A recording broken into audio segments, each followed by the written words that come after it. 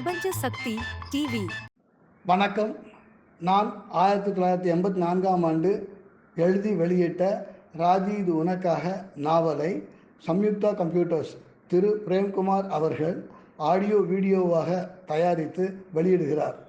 நீங்கள் பார்த்து கேட்டு ரசியுங்கள். இந்த கதையில் வரும் பெயர்கள், சம்பவங்கள் அனைத்தும் கற்பனையே.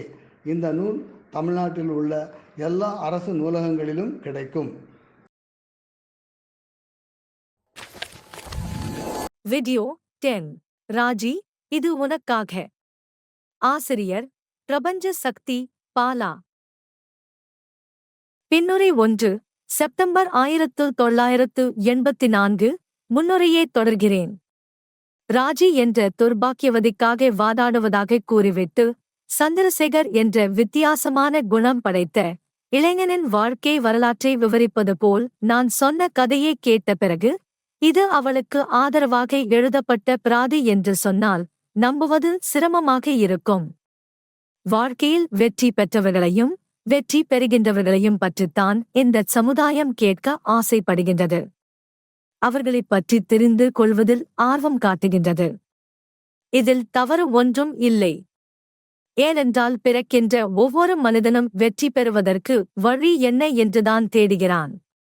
வெற்றியில்தான் தொடர்ந்து வாழ்வதற்கு தேவையான உற்சாகமும் சந்தோஷமும் வசதிகளும் கிடைக்கின்றன.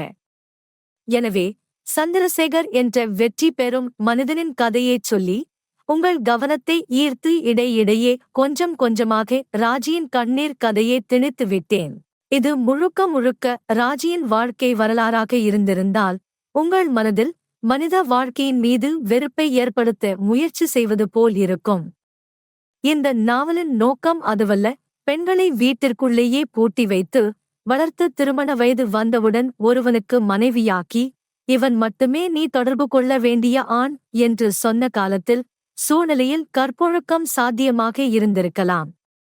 ஆனால் பள்ளிக்கூடத்திற்கும் கல்லூரிக்கும் பிறகு வேலைக்குச் சேர்த்து அலுவலகத்திற்கும் அனுப்பி பல ஆண்களிடம் நெருங்கி பழக வாய்ப்பை உருவாக்கிவிட்டு நீ ஒரே ஒரு ஆணிடம் மட்டும்தான் காதல் உணர்வை வெளிப்படுத்த வேண்டும் என்று சூழ்நிலைக்கும் காலத்திற்கும் பொருந்தாத ஒரு கட்டுப்பாட்டை பெண்கள் மீது திணிப்பது ஆரோக்கியமான சிந்தனையின்மைக்கு அடையாளம்.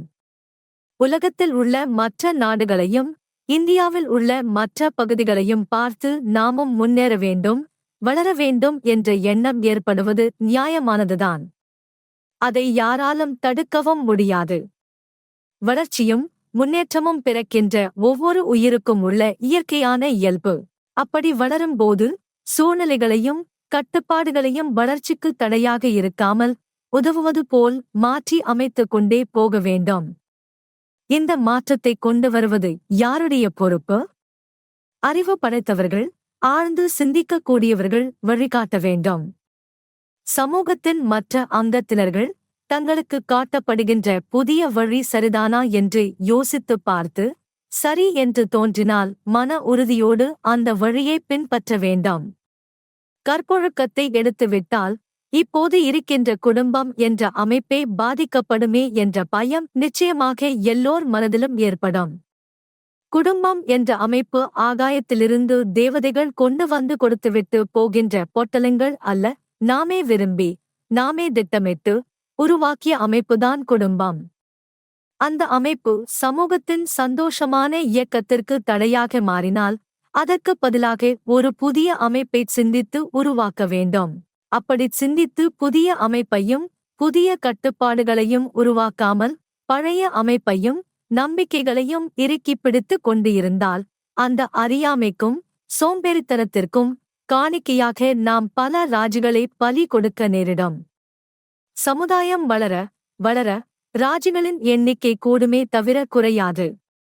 என் வாதத்தை முடித்துக் கொள்கிறேன். தீர்ப்பு கூற வேண்டியவர்கள் நீங்கள். இன்னும் முடியவில்லை. பின்னுரை 2. மே 2024. 40 ஆண்டுகள் ஆகியும் இந்த சமூகம் என் வாதத்தை ஏற்றுக்கொள்ளவில்லை. மௌனம் சாதிக்கிறது, பரவாயில்லை. ஆனால் இந்திய உச்சநீதிமன்றம் என் வாதத்தை ஏற்றுக்கொண்டு விட்டது. திருமணத்திற்கு வெளியே ஆணோ பெண்ணோ உறவு வைத்துக் கொள்ளக்கூடாது என்று சொன்ன 158 வருட இந்திய தண்டனை சட்டம் பிரிவு 497 உச்ச நீதிமன்றம் 27/9/2018 அன்று செல்லாது என்று தீர்ப்பளித்தது. திருமணத்திற்கு வெளியே ஆணும் பெண்ணும் உறவு வைத்துக் கொண்டால் திருமணத்தின் புனித தன்மை கெட்டுவிடும் என்ற இந்திய அரசின் வாதத்தை உச்சநீதிமன்றம் நிராகரித்தது. ராஜிகளே, நீங்கள் உங்கள் காதலை மனதிலே பூட்டி வைத்து கூனி குறுகி புழுங்கிச் செத்தது போதும். இனிமேலாவது நிமிர்ந்து நின்று துணிச்சலோடு உறுதியான குரலில் சொல்லுங்கள், எனக்கு கணவனும் வேண்டும், காதலனும் வேண்டும். உங்கள் காதலை இந்த சமூகம் ஏற்றுக்கொள்ளாமல் போகலாம். ஆனால் இந்த நாட்டின் சட்டம் உங்கள் காதலுக்கு துணையாக நிற்கிறது. நானும் இருக்கிறேன். மீதமுள்ள நாட்களை மகிழ்ச்சியோடு வாழ்ந்து உங்கள் பயணத்தை இனிதே முடியுங்கள். சுபம். நன்றி. மீண்டும் அடுத்த வெள்ளிக்கிழமை இரவு 8 மணிக்கு சந்திப்போம்.